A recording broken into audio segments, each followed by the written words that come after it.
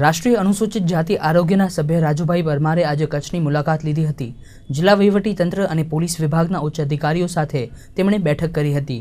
જિલ્લા સેવા સદનના કોન્ફરન્સ હોલમાં યોજાયેલા આ બેઠકમાં જિલ્લામાં અનુસૂચિત જાતિના વિવિધ પડતર પ્રશ્નો અને કેસ અંગે વિસ્તૃત સમીક્ષા કરવામાં આવી હતી।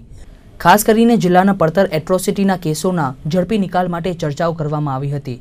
શ્રી પરમારે જણાવ્યું હતું કે સરહદી કચ્છ જિલ્લામાં દલિત સમાજના અનેક એટ્રોસિટી કેસો પડતર છે। કેસોના નિકાલ માટે જોઈએ તેટલી સક્રિયતા દાખવવામાં આવી નથી। ભુજમાં આવેલા પછાત છાત્રોના છાત્રાલયમાં ગૃહપતિની જગ્યા ખાલી પડી છે।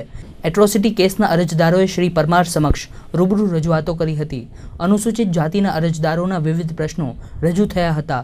શ્રી પરમારે વહીવટી અધિકારીઓ અને પોલીસ તંત્રને પ્રશ્નોના ત્વરિત નિકાલ માટે તાકીદ કરી હતી।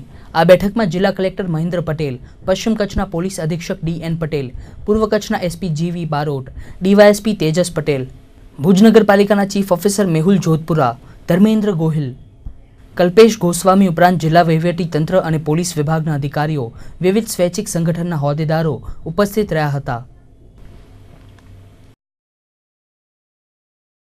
છાત્રાલયની હાલત બાબતે પણ અમે અહીંના કલેક્ટર શ્રી પટેલ સાહેબને અને ભાઈ શ્રી પટેલ પંડ્યાભાઈ જે અમારા સમાજ કલ્યાણ અધિકારી છે આપણી ખાસ કરીને કચ્છ જિલ્લાની અંદર જે છાત્રાલયો છે એમાં એક તો ગૃહપતિ નથી, એકાદ કે બે ગૃહપતિ આખા જિલ્લાની બધી છાત્રાલયોનું એમને સંચાલન કરે છે, જે ખૂબ જ ગંભીર છે।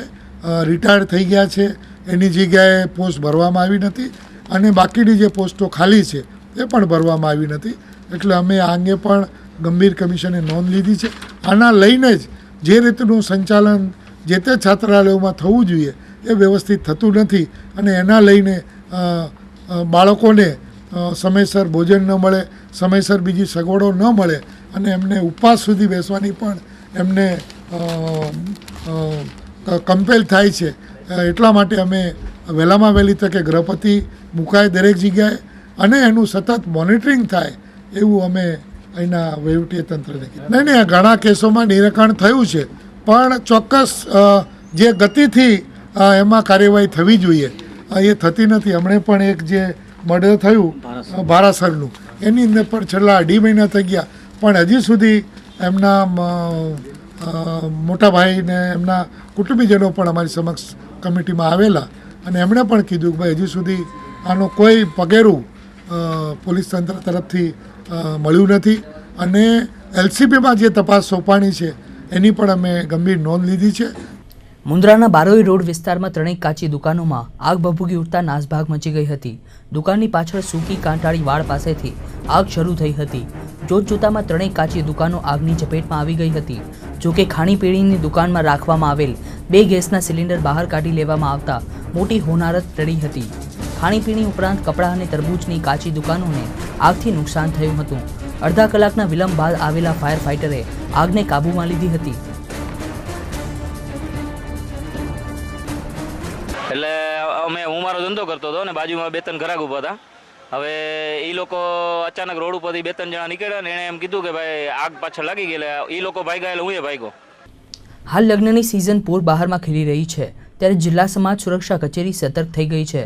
સામાન્ય રીતે 21 વર્ષથી નીચેના યુવક અને 18 વર્ષથી નીચેની ઉંમરની યુવતી લગ્ન કરી શકતા નથી।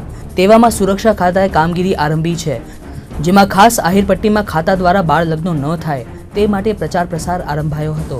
રતનાલ, ધાણેટી, ઝીંકડી, હબાઈ, લોડાઈ, ખેંગારપર, સુમરાસર, ચપરેડી, અટલનગર સહિતના ગામડાઓના સરપંચોના સંપર્ક સાધી સમાજ સુરક્ષા વિભાગે તકેદારી રાખવા જણાવ્યું હતું।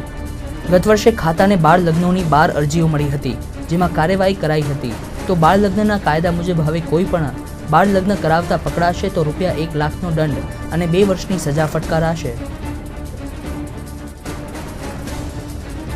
વધુમાં અહીંયા આયર સમાજ જે છે એમાં બાળ લગ્નો અંધારી તીરસના દિવસે થતા હોય છે અહીંયા। તો એના માટે આપણે એ છે બીજા જે બાળ લગ્નો થાય છે એના માટે ગ્રામ પંચાયત છે એના સરપંચોને આપણે જાણ કરતા હોઈએ છીએ કે બાળ લગ્ન એ કાયદેસર ગુનો બને છે। પણ એના માટે જાહેર સ્થળો છે, જ્યાં મંદિર છે, ગ્રામ પંચાયત છે, ગામની દૂધ ડેરી હોય છે, ત્યાં આગળ આપણે બાળ લગ્નના પોસ્ટરો લગાવતા હોઈએ છીએ કે આ બાબત એક સમાજ માટે ગંભીર ગુનો છે। એના જે દૂષણો છે એ અટકાવવાનો આપણે પ્રયત્ન કરતા હોઈએ છીએ। માંડવી તાલુકાના બિદડા ગામમાં થયેલ આત્મવિલોપનની ઘટના અંગે લોક જનશક્તિ પાર્ટી દ્વારા જિલ્લા કલેક્ટરને આવેદનપત્ર પાઠવવામાં આવ્યું છે. લોજપાના હોદ્દેદારોએ જણાવ્યું હતું કે આ દુઃખદ ઘટનામાં સામેલ લોકો અને વહીવટી તંત્ર વિરુદ્ધ તાત્કાલિક કાર્યવાહી થવી જોઈએ. સમગ્ર પ્રકરણની નિષ્પક્ષ તપાસ ઉપરાંત હતભાગીના પરિવારજનોને સરકારી ધોરણો અનુસાર વળતર સહાય વહેલી તકે ચૂકવવામાં આવે તેવી માંગ કરવામાં આવી છે. સમાચારમાં સમય થયો છે વધુ એક વિરામનો.